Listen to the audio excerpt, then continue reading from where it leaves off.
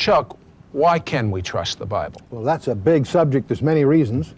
I think the first discovery, there's two discoveries in our way of thinking that will make this clear. The first discovery is that we have here 66 books that were penned by over 40 different guys over thousands of years, and yet we now discover it evidences a deliberate design from end to end. And I don't mean just in theme. We discover that every number, every letter, every place name appears to be deliberately in place by deliberate, skillful design. But the second discovery, for the first discovery is the integrity of the whole, which is startling. But the second discovery is that it has to do with its origin. See, let me back up a little bit. We all assume that time is linear and absolute. And we do that because that's what we live in, that type of situation. And in school, the teacher wrote a line on the blackboard from left to right. The left end was the birth of somebody, the founding of an empire or whatever, and the right end was the end of that person or empire.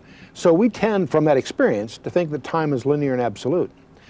From that background, when we start talking about eternity or God, we tend to imagine someone who has lots of time. We tend to think of eternity as a line that starts at infinity on the left and goes to infinity on the right. That God is simply someone who has lots of time. Well, that's poetic and it's useful in our songs and things, but it's bad physics. Because we know from Einstein's theory of relativity that time is a physical property. Time varies with mass, acceleration, or gravity. Now, is God subject to gravity? Of course not. So God is not somebody who has lots of time. God is somebody that dwells outside the restrictions of the physical world. That'd be a great realm to dwell in. Exactly. Well, the point is, if God has the technology to create us in the first place, he has the technology to get a message to us. But how does he authenticate the message? How does he let us know that the message is really from him and not some kind of contrivance or a fraud of some kind? One way, probably there's many answers to that, we'll talk about a few, but one of the answers is to demonstrate that the origin of his message is from outside time. That's what Isaiah means when he says that it is he that inhabiteth eternity. Okay, so how does he demonstrate this? By writing history before it happens. He declares that he alone knows the end from the beginning. Let me use an analogy to get this across. Let's assume we're watching a major parade. We're sitting on the curb, and around the corner comes the marching units, the bands, whatever. For us, sitting at that curb, the parade is a sequence of events. But to someone who's outside the plane of that existence, say in the chopper above, they could see the beginning and the end simultaneously. Of course. And that's exactly the position God is. But Chuck, a lot of skeptics say the predictions or the prophecies in the Bible are so general that of course they come true. They're not that specific. How would you respond? They are shockingly, astonishingly specific. Give me an example. Well, the most interesting ones tend to get a little technical. But let me give you that's specific that they're too technical sometimes. Well, exactly. But let me give you a simple one that people may find provocative. This is a more subtle thing, but at the same time I think it'll be provocative. And that's the genealogy in Genesis chapter 5. What do you mean by that? Well, when you read the book of Genesis, the first few chapters are kind of interesting. You got the creation, you got the whole incident in the garden and all of that. That's straightforward. But we get to and from chapter 6 on, you've got the flood of Noah and all of that. But chapter 5 is one of those chapters that we tend to skip over because it's a genealogy of 10 people. It's got a lot of names, right. Just names. And we have 10 people there from Adam. It's basically the genealogy from Adam to Noah. And when we read that in the English Bible, we stumble, in a sense, because the names are not translated. We don't translate names. My formal name, they call me Chuck, but I'm Charles. What does Charles mean? Different people have different opinions. No one knows what that means. Well, in the Hebrew, though, you can infer the meaning of the names because of the roots. Yes. So let's just go through a few of these, okay? Adam is pretty straightforward. That's man, right? Adamah, right. Man, okay? He had a son by the name of Seth. And what does Seth imply? It's a root that implies appointed. We get a clue from that from the previous chapter. When Eve gave birth to Seth, she felt he was appointed to be a replacement for Abel, whom Cain slew. So the word Seth suggests appointed. When Seth has a son, his name is Enosh, which comes from Anash. It's an incurable wound or woe or grief or whatever. It means mortal, in effect. Enoch has a son by the name of Canaan. Some English Bibles have it misappropriated in Canaan. No, it's Kenan. In fact, Balaam does a pun on on the Kenites in Numbers 24. It really means sorrow. We go on. Now, those two guys probably had a belly full of these horrible names, you know, mortal and sorrow. So when Kenan had a son, he named him Mahalalel. Mahalal is the blessed or praised one. El is the name for God. So what you're doing, though, is, if I'm understanding you right, is you're taking the names in Genesis in order and looking at the Hebrew roots, what they imply. What they imply. So we have 10 names. 10 names. And when we find out what each one of these 10 mean, it's an exploration. Let's see what they say. Okay. And Mahalalel has a son by the name of Yared. And Yared has which means it's a verb. Yarad, shall come down. And we have Enoch, which is an academic term, meaning commencement or teaching. Now, Enoch's perhaps one of the more interesting ones. I should back up. Most people don't realize that the flood of Noah did not come as a surprise. It was preached on for 4 generations. But what we learn about Enoch is when he was 65, something very strange happened, because from that day on, it says he walked with God, whatever that means. Sounds good to me. Yeah, exactly. Well, Enoch apparently had a prophecy that as long as his son that was just born would live, the judgment of the flood would be withheld. So he named him after 2 Hebrew roots, Muth, which means his death, and from a derivative of the verb shalak, which shall bring. The name Methuselah actually means his death shall bring. It's suggestive of that prophecy that was given when he was born. So we have a sentence now by those names. It's coming. I got a couple more, and then we'll look at it. Methuselah's son was Lamech. Now here's a root that we use in English, lament. And so, it means despairing. And Lamech has a son by the name of Noah. We've all heard of Noah, but his name comes from Noah, which means comfort. In fact, Lamech tells us that. He says he tells us why he named him Noah. He says, the same shall comfort us concerning our work and toil of our hands and so forth. So now we have these names, and if we read them in English, they're meaningless to us. Adam, Seth, Enosh, and so forth. Of course. Let's read them with the English implications of the roots, as I just said. Man is appointed mortal sorrow. The blessed God shall come down, teaching that his death, God's death, shall bring the despairing comfort or rest. That is so good that, Chuck, I want you to say that one more time. What each of those 10 names, their actual meaning, put together, forms a sentence and says, man is appointed mortal sorrow, but the blessed God shall come down, teaching that his death shall bring the despairing comfort. That's absolutely amazing. Well, there's a couple of textual issues here. First of all, you'll never convince me that a group of Jewish rabbis contrived to hide this summary of what would be called the Christian gospel in a genealogy in the Torah. No way. Well, obviously they're not going to hide it, but what I'd like to know is, have you ever had occasion to share that with a Jewish rabbi? Oh yes, we have, and in fact. So what does the rabbi say beyond? Yeah, exactly. I mean, it's not the kind of thing that constitutes a proof. It's really just a discovery that points in a direction. And now there are other examples that are crisper, but a little more technical. In Daniel chapter 9, here's the key points. The Old Testament, as we would call it, was translated into Greek in 285 BC through 270 under Ptolemy Philadelphus. He's funded it. They needed a copy of the Jewish scriptures in Greek, because that's what everybody spoke in those days. So they translated it. The importance of this is that we have copies of that, and it was done in the 3rd century before Christ was born. In that document, we have, of course, the book of Daniel. Set aside who wrote it under what conditions. It's there in black and white. Daniel prays, concerned for his people, is visited by Gabriel, which gives him, Daniel, a 4-verse prophecy that lays out, in effect, everything forthcoming. But what it includes, Gabriel says to Daniel, bear in mind he's in slavery in Babylon, Jerusalem is in rubble several hundred miles to the west. He says from the decree to rebuild Jerusalem unto the Mashiach Nagid, the Messiah, the King, will be a certain number of days. And when you work out the arithmetic from the language, it's 173,880 days. Okay. We know the date of that decree. It was Artaxerxes Longimanus in thanks to Sir Robert Anderson, head of Scotland Yard way back when, in 1894 published a book in which he went to the trouble of nailing that date down. When we count the days from there, then the problem is, when does it end? It ends when Messiah the King. Now, if you study the Gospels, you discover that Jesus, several times he tried to take and make him as a king, but he'd just slip away. He says, "My hour has not yet come." Then one day he does something weird.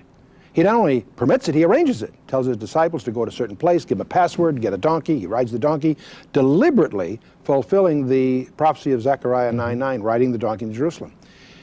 When you look at those dates, it comes out to the exact day that Gabriel told Daniel in Daniel chapter 9. Now, that's, to me, absolutely breathtaking for several reasons. All right, let me see if I get this straight now. We had a starting point. Starting point from the decree to rebuild Jerusalem. And then the exact number of years that it would take. Yes, it's expressed in a strange way that gets in this text. Basically, it's 173,880 days. Okay, and then what would happen at that point? To the Messiah the King. To his birth? The only day. No, it says the Messiah the King.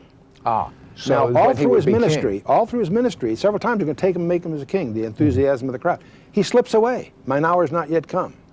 Then one day, he deliberately allows himself to ride this donkey into Jerusalem. We call it Palm Sunday or the Triumphal Entry, in which, as they go, his disciples sing Psalm 118.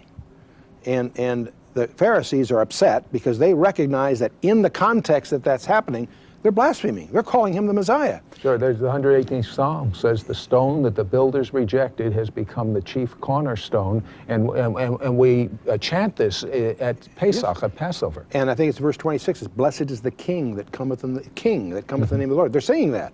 The Pharisees around there are upset because they realize these guys are inadvertently blaspheming. "Master, you rebuke your disciples." He says if they held their peace, the very stones would cry out. In other words, he encourages it. He, in effect, is allowing himself at that moment to be presented to Jerusalem as king. It turns out that's 173,880 days from the date of that decree to rebuild Jerusalem. It comes out, when you go through the trouble of going through the arithmetic, it comes out precisely to the very day. Now, you're a logical man. Is there any way to explain that beyond the fact that God knew what would happen? Exactly. I think this represents such an unequivocal demonstration that Jesus Christ really was who he claimed to be. That was when I was a teenager, when I discovered that, it was shown to me, it blew me away. And of course, obviously through the last, 40 years, been studying it even more carefully. It's staggering. I have to ask you, again, have you ever shared this with a Jewish rabbi? Oh, sure. And what is the reaction? Well, it varies. Some reactions are one of staggering acceptance and getting into it, investigating further. And of course, all of these things have ways to be denied or refuted or dismissed or shined on. You know, we've all done that. So, as they say, where you have two Jews, you've got three opinions. So there's all kinds of views. But if you take the trouble to study it carefully, the last 4 verses of Daniel 9, and the more you can get into the original Hebrew, the clearer it becomes. And you contrast that with what in Luke chapter 19, you discover a number of things. Not only does it predict the exact day, you discover, if you look carefully at Luke 19, that Jesus held them accountable to know that day. And it's that point that he predicts the destruction of Jerusalem in 70 AD, that not one stone would be left upon another and all that. And the passage in Daniel also describes that after this, the Messiah will be cut off, executed. The Old Testament actually presents that the Messiah will be killed. And indeed he was, of course, on the cross. And so you and I are beneficiaries of love story. Written in blood on the wooden cross 2,000 years ago. Something is more than that. I think it takes openness. So many of us are victims of our cultural background, and we're blinded by prejudices, not from the Scripture, but by what people have said about the Scripture. I think that Christians are just as vulnerable as the Jews are. Jews are excessively committed to the Talmudic traditions rather than looking at what their text says. Christians are the same way. They'll believe some popular speaker or some allegorical interpretation rather than just read it. I think God says what he means and means what he says. And part of the magic is very simple, is to be open-minded and get into, hear him, God, what he's saying, not what some interpreter has said. Out of curiosity, with the background that you have so extensive in the corporate world, how did you become so convinced the Bible is from God? Well, my technical background is really in the information sciences. And I think one of the things that staggered me as I began to discover the integrity of design of all these different books, 66 of them over thousands of years, realizing that they have been managed by some unseen hand. You discover as you get into it, the truth is in the details. Every number, every place name, every detail is there by design, and the design evidences knowledge of what's coming, what the end is. And Christ's life being the best example, that there's over 300 details of his life that was fulfilled while he did his ministry. His death on the cross fulfills all kinds of details in the Torah and in the Psalms and elsewhere. And so it's the precision of that and the recognition that precision could only have been established by someone outside space-time itself that blows you away. And it's right there. You can study it. It's tangible. You can get your hands on it. What is the best thing you would say to an agnostic, an honest agnostic, or a dishonest atheist? I say dishonest atheist because you say you know there is no God. Now, come on. Be a little more intelligent than say, I know there is no God. All you can do is say, I'm not sure. That's an agnostic. That's what you really are. So talk to the honest agnostic. Investigate. He's honest and he's open.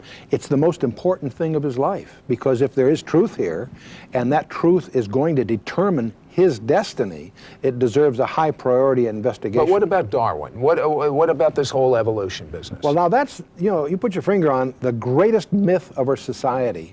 It imbues our psychology, our culture, not just biology, the whole. And today, the good news is scientists are finally beginning to admit that Darwinism, or evolution as we talk, that's a very imprecise term. What we really mean is the biogenesis, that life began as an accident, defies all the scientific evidence. We have a spectrum of possibilities. Wait, if it defies the scientific evidence, why do we believe it? Cultural pressure, career planning. There are people fired that if the staff discovers they're a creationist in their orientation. And yet there are books like Philip Johnson's Darwin on Trial, Michael Behe's book, Darwin's Black Box. Give me one reason why it is unscientific. One. It violates all the entropy laws. It's impossible. Natural selection, which is the premise of Darwinism, can only operate if there's something to select. It doesn't operate to create animate material from inanimate chemicals. The Darwinist theory is if you have matter and energy and you mix those together, you can get life. It's an unbalanced equation. Matter and energy plus information. What the Darwinist cannot explain is the origin, not of life, of information. Because if something is highly probable, happens all the time, we call that a scientific law.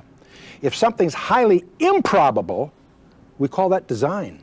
That's what cryptography deals with. You got what looks to be a jumble of letters, but if you discover in those letters design, a message, that's called cryptography, or a detective, forensics. When you have a highly improbable event that's occurred, we impute design. So life lies between those two boundaries. Either highly probable, which is like a scientific law, highly predictable. Most of life's in the middle, we call that chance.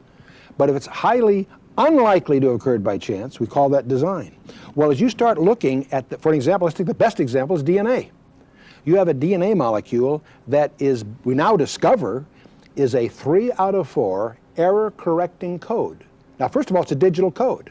Like Paul Revere, 1 if by land, 2 if by sea. And why couldn't that just happen? Because a digital code takes significance by prearrangement. Of course. It can't happen randomly. If you have code happening randomly, and you have to have an engine to process that code, they can't each evolve asynchronously. They have to be highly coordinated. So that's part of the answer. There's also a concept of irreducible complexity. If I take a mousetrap, it consists of 5 things: a spring, a hammer, a hook, and if I only have 4 of those 5 things, I don't catch 4/5 of a mouse. In other words, there's a point at which you can't reduce it and still have it functional. So the question is, how do you get to that functional? It turns out there is no scenario, evolutionary speaking, to get to something that has irreducible complexity. Now, when we look at what was called a simple cell in Darwin's day, we discover today that that simple cell is more complex than an entire city, an entire automated factory.